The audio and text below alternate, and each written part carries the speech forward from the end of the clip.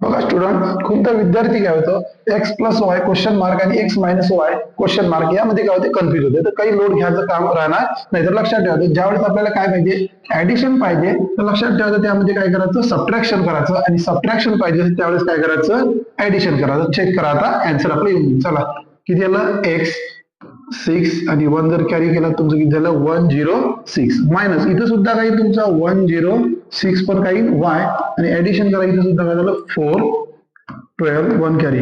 Okay, तर आता 106 न जर तुम्ही डिवाइड केलं तर काही तुमच्याकडे x minus y equal to कितीचा तुमचा डिवाइड होईल इथं याला जर 106 न जर तुम्ही डिवाइड केलं तर कितीचा जाईल तुमचा 4 चा किती जाईल 4 चा म्हणजे x minus y equal to किती आला 4. ओके, आता आपल्याला पहा मायनस वाला ऍडिशन वाला पाहिजे. ऍडिशन वाल्यामध्ये याच्या काय करा सबट्रॅक्ट. जर सबट्रॅक्ट करायचं असेल तर लक्षात ठेवायचं स्टुडंट तर यांचं जे करंट साइन असते यांचं जे करंट साइन जे आहे ते चेंज होऊन जाते. म्हणजेच कसं प्लस आहे तर काय होऊन जाईल मायनस, मायनस आहे तर काय होऊन जाईल प्लस, प्लस आहे तर काय होऊन जाईल मायनस. ओके, आता सबट्रॅक्शन जर तुम्ही केलं तर किती येईल 8x चिन्ह मोठ्या संख्येचं इथं काही प्लस मोठ्या संख्येचं इथं सुद्धा काही तुमच्याजवळ 8y आणि इकडे सुद्धा सबट्रॅक्शन केलं तर 0 15 मधून 7 गेले 8 0. ओके, तर आता काय करू आपण डिवाइड करू 8 ना x plus y equal to divide केलं तर किती 10. तर या प्रकारे आपण काय करू शकतो इझिली याचे आन्सर काढू शकतो काही कन्फ्युजन न होता. म्हणजेच काय करायचं